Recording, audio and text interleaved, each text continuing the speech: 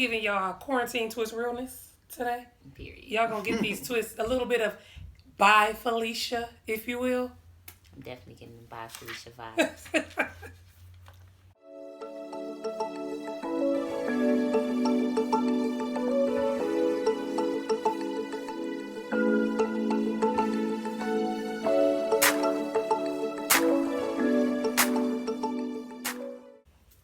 Hey y'all, hey, welcome to Wine Down Wednesday. My name is Kai. I'm TNT.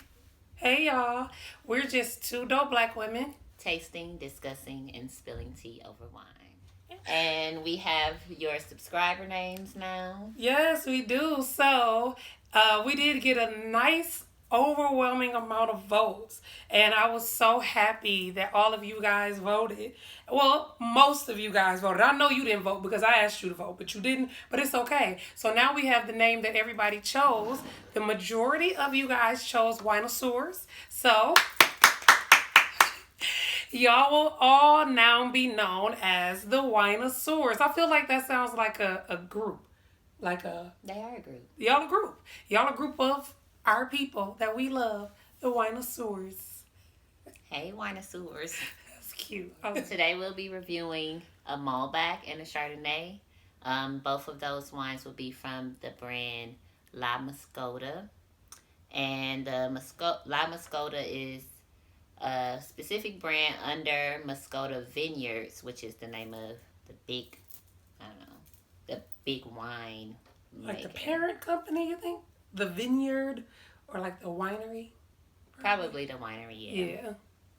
And the winery, their top winemaker, Rodolfo Sadler, and Mascota Vineyards is based in Mendoza, Argentina. So both of the wines are from Argentina today.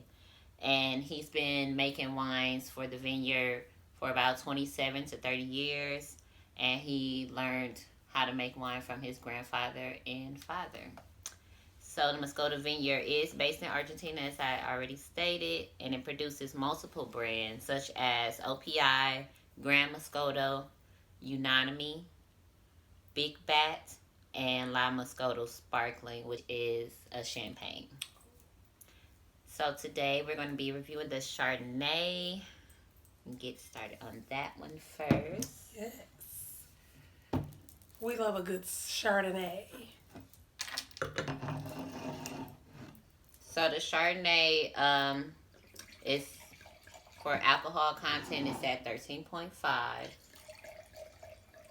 You should get aromas such as pears, pineapple, a little bit of vanilla fragrance, and that will just be from the oak barrel that it was aging in.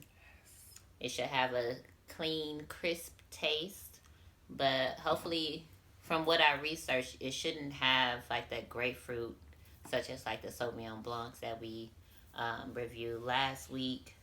So shouldn't be too tart, but we'll see. Yes. I'm excited about the vanilla. I can definitely smell the pears. Yeah, it's very fruity. And it smells like fall fruit. You know, if you know the difference between like your summer fruits versus your That fall might fruits. be the oaky that you got with the fruit. Could be. I have to this. I'm excited about this one.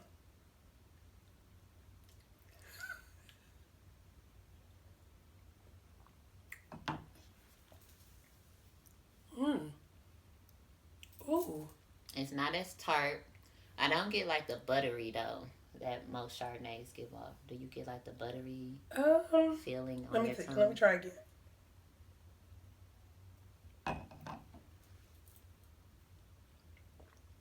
No.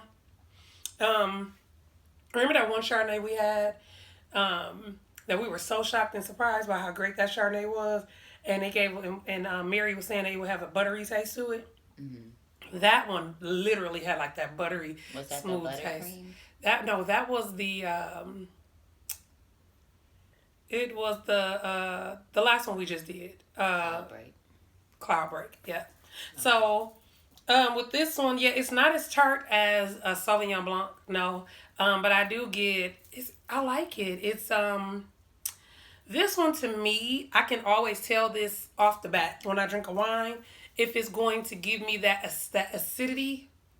Like, you know how sometimes you drink a wine, and if for people out there who have acid reflux, you're going to know exactly what I'm talking about. You know that you're going to have some residual effects from that wine that you drunk when it comes to acid.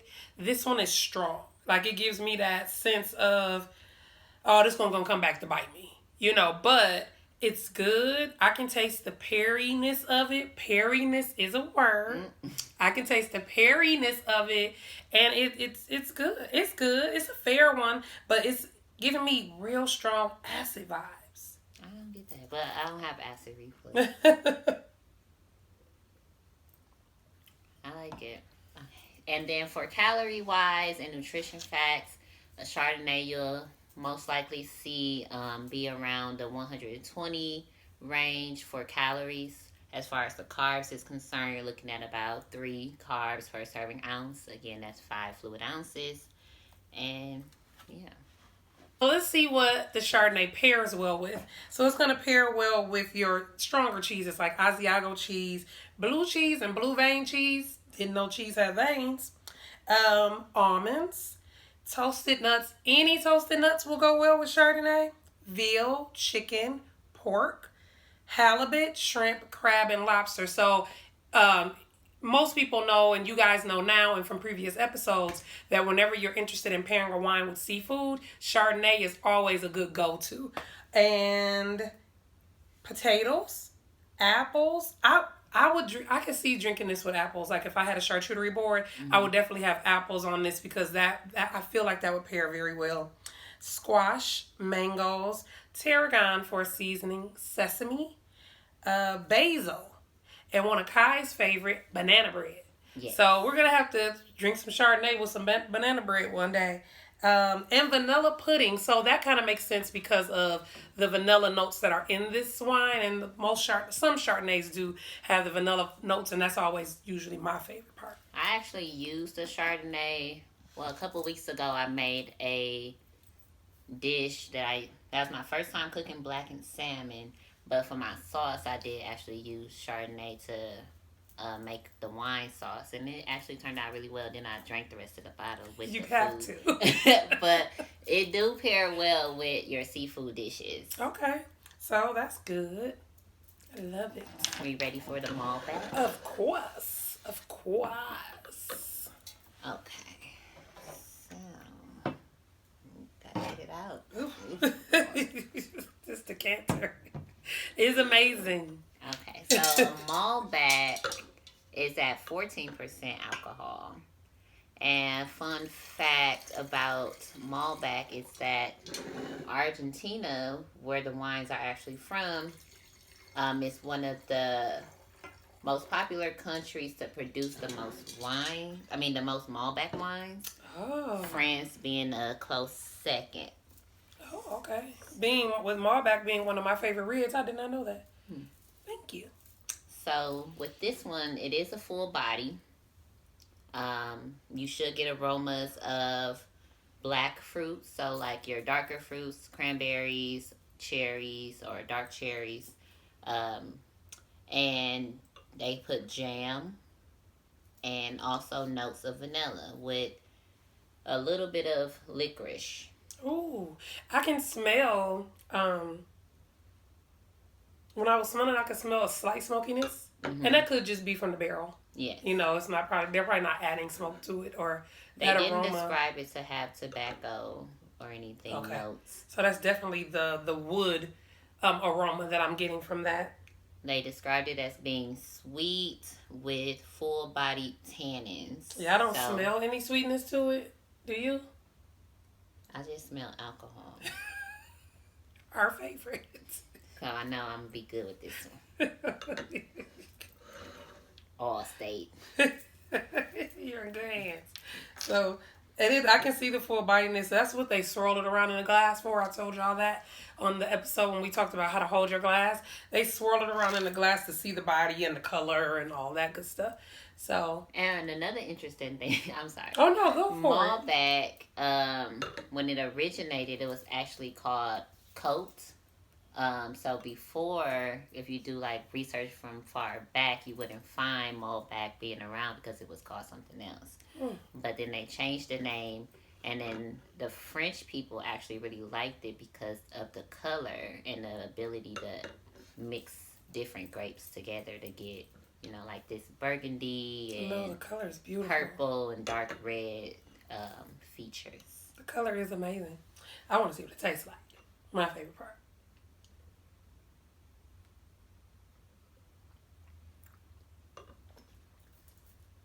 That's a really mild Malbec. Malbecs are typically a wine that is going to be an acquired taste. You're either gonna love a Malbec or you're gonna hate a Malbec. There's typically really no in between. And this one is so smooth and it's light. I don't know if it's the Chardonnay coating my tongue, but I don't even sense high tannins in this one. Do you? I get tannins, yeah. I get them, but it's not as high as I expected it to be, being that it's a Malbec. Well, I'm fairly new to Malbecs, but compared to the ones that I've tasted, this one, even though it didn't mention smoke, it tastes smoky. Mm-hmm. Yeah, it's definitely smoky. It definitely has a lot of alcohol in it. So I guess the smokiness that we're tasting is the oak. I mean, it's the wood fermentation process. I can't remember which one this was, but I like it. I think this one is not as, it doesn't give you that punch to the mouth like your typical Malbec would do. This one is more smooth to me. Yeah. I get this one is really smooth. So let's see what the Malbec pairs well with. So it's going to pair well with pepper, sage. So, we just came off of Thanksgiving. So happy belated Thanksgiving to you guys. If you had dressing and, most of the time you season dressing with sage, for those of you who don't know. And so this would probably be a good one to pair with Thanksgiving dinner or any dinner that you're going to have dressing or a sage seasoned dish with. Creamy mushroom sauces, blue cheese again. So today's theme was blue cheese. Who knew? I don't even like blue cheese. Cured meats. Like, your summer sausage, smoked sausage, those, any beef, steak, potatoes, rice and other starch dishes, hard cheeses, and pesto. So, like a pesto sauce or, pesto, coated meats. That would be good with this. Ooh, a pesto coated steak.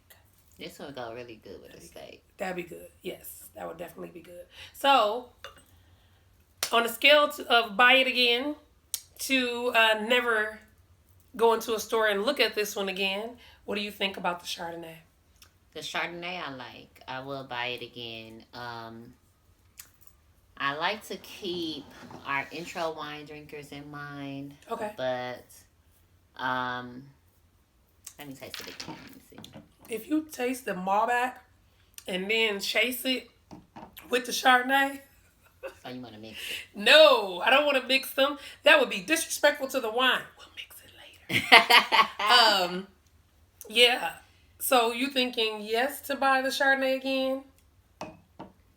I would definitely buy the Chardonnay again for myself. Mm-hmm. But I was trying to figure out if this would be good for someone who's just getting into Chardonnay. Not this Chardonnay. I wouldn't buy this Chardonnay again because of the acidity that I'm getting off the back end of this Chardonnay would be a problem for me. So if you don't have an issue with that, then like Kai, then yeah, go for it. I wouldn't buy it again. Would I drink it at a dinner party and then take a pill later, like Nexium or something? Yes, I would. I'm gonna do all that just to get drunk. So what about the Malbec? The Malbec is definitely an acquired taste, like TNT said. You're gonna have to work your way up to Malbecs. I personally like them. I just started drinking them. I think, when was my first Malbec? It was recent. Yeah. I'm trying to remember if it was 6 weeks ago, I think. Cooper's Hawk that I tasted the first one. Oh, yeah. I think I tasted the first one at Cooper's Hawk, and then I bought a bottle of it the same day. Malbec is one of my favorite reds. I always have a problem between choosing between Malbec and Pinot Noir, so I like them both.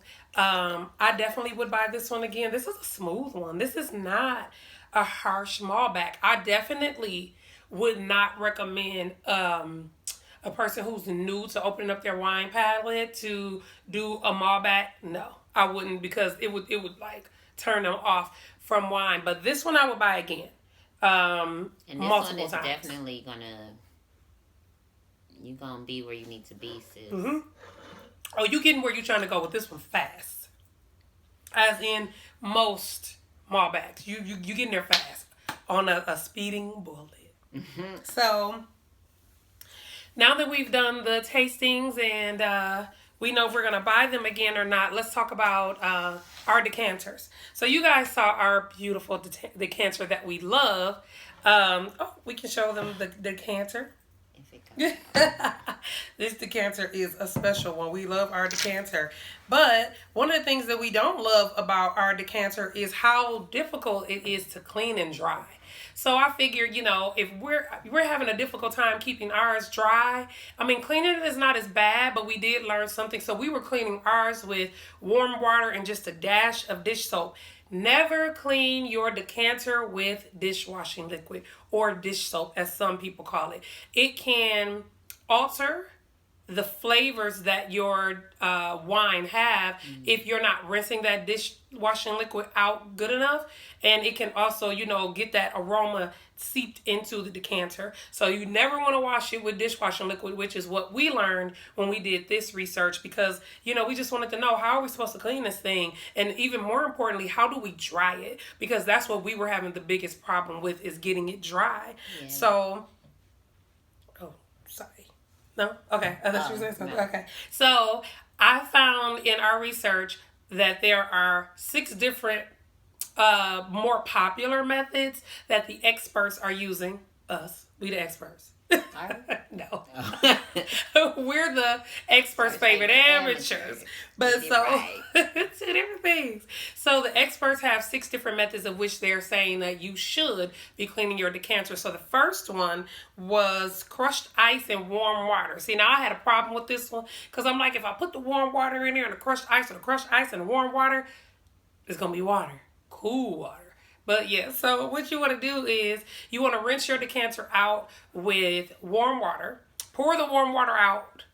Then put the crushed ice in, swirl it around a bit, and it's supposed to help remove the stains, because your decanter can stain. Anytime you're putting red wine in or on anything, it has the potential to stain it. So it's supposed to remove the stains and prepare it for, getting it fresh and preparing it for the next wine that you're using. So then the second method that's very popular with the experts is vinegar and water. So you'd mix whatever ratio to vinegar and water that you like. I couldn't really find like a proper ratio, so it's up to you. So you put a little vinegar and water, which is also something that I was more attracted to as a cleaning method, because I wash my fruits and vegetables in vinegar and water. So it's a more natural way to clean your fruits and vegetables. So quick tip, fun fact for you guys. And so you put the vinegar and water mixture in there, vinegar and warm water, swish that around, swirl it around, kind of give it a little shake, back and forth or whatever. And then you pour that out, rinse it in more warm water, and then you can pour that out and prepare it to dry. So the third method that I found was very popular is decanting cleaning beads or balls. So they're like decanter cleaning balls are these little teeny tiny metal balls. They kind of look like BB pellets. If you have a BB gun or something, that's what they reminded me of. So you put those in there, but you have to be really gentle because they look like metal balls. And so you have to be really gentle with it. And depending on how fragile your decanter is, you wouldn't want to use that. So you want to use that because our decanter is kind of thick.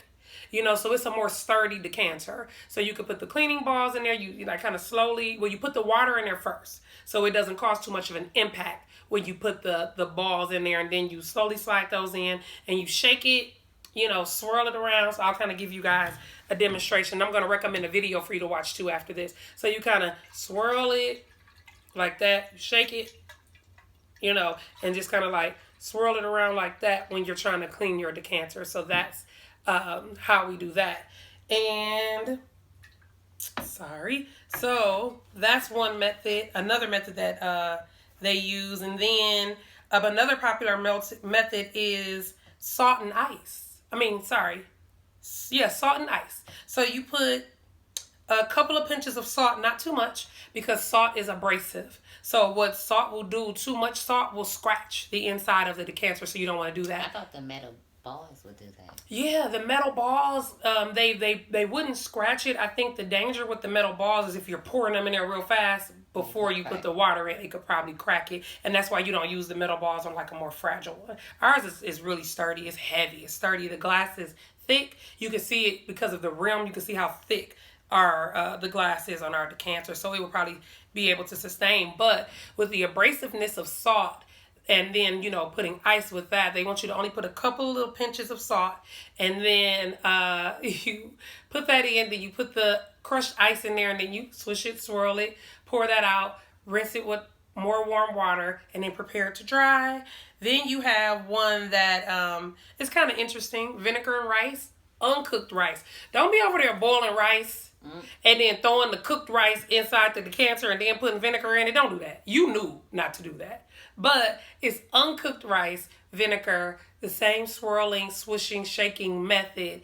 Pour that out and then rinse again with warm water. And the last one was a little bit weird to me, but hey, what's weird to me is normal to other people and vice versa. So it was crushed eggshells and water and warm water. So I'm not crushing eggshells, but I mean you can. So it just sounds messy. It sounds like salmonella poisoning. Okay. So you crush up the eggshells, put them in the decanter, put some warm water in there, swish that around, rinse it with warm water. So those are 6 different methods that you can use. And if you're not comfortable with any of those, just plain hot water should be sufficient. So that is ways that you can clean your decanter. So the problem that we were having was drying it. So drying a decanter is definitely a chore, especially when it has those skinny necks like ours does. So you can't really get anything in there to dry it out. So the best method of drying your decanter is to turn your decanter upside down in a safe drying rack. And you could do it that way, which that's what we were doing, but we didn't feel like it was really, getting the job done as fast as we would want it to. So with drying your decanter, we found a really neat trick from, and I want to give them their credit, Silver Groves. So Silver Groves has a website where, they talk about different things wine related, and they basically said that a neat trick in drying your decanter, well, first, when you get done cleaning your decanter, you want to turn it upside down in a drying rack or on a cool surface that's sturdy enough to hold it. You don't want to use wood, because wood can get those wood flavors and aroma into your decanter, so you don't want to do that. So you just want it to be like a wire rack or, some cool, counter surface or whatever. Yeah. And then, so you do that for about 30 to 45 minutes, just in general. But Silver Groves had a really neat trick where they said if you turn it upside down and stick like a utensil in it, I'm thinking probably like one of those plastic spoons that you stir your food with, stick that inside, turn it upside down. That utensil is supposed to generate the oxygen flow, because I guess you're breaking up that space, and it's supposed to generate oxygen flow inside of the decanter. So that's supposed to help completely and fully dry your decanter. Or you can buy one of these new gadgety decanter drying racks. They sell some. I thought about taking a cool blow dryer to the inside of it. So nobody ever said anything about that, but that's how my mind works. So we might try it one day and then report back to you guys on how that worked for drying the decanter. So so those are different ways that you can clean your decanter, how you can get it dry. I'm gonna try the cool blow dryer, not hot, cool, because I want to see if that works and gets up in the crevices and stuff. And be careful. Make sure you are properly cleaning your decanter and getting it dry completely, because it will get mold in it if you don't. So you don't want mold, because I'm sure that's going to change the flavor of your wine and you might get sick. And that's not funny, but it is. All right, so We also wanted to thank you guys for, oh yeah, since you're here, subscribe to the video. I'm going to put the subscribe button in the video. So you guys go ahead and subscribe. And while you're watching it, since you're watching it, just hit the like button. Like it if you don't like it.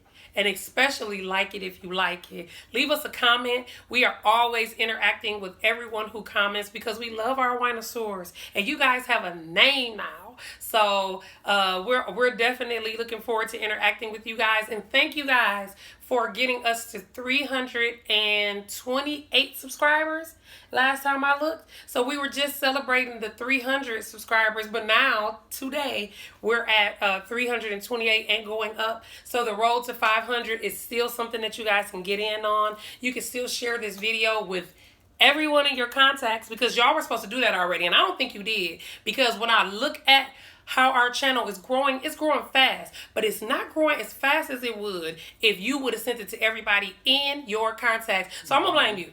It just is what it is. I know you got that drunk auntie. Yes, and she want to see it. And she don't got nothing else to do but drink. But drink. So she might as well watch our channel while she's drinking. Encourage her to. So I just wanted to say thank you guys. We love y'all. And thank you for voting. And so we're still in the middle of the 500, road to 500. And that giveaway is still going to happen when we reach 500. So. Okay. Well, that was Wine Down Wednesday. I'm your girl, Kai. Thanks for joining us. Yes, I'm TNT, a.k.a. Today. Bye, Felicia. Cheers. Cheers.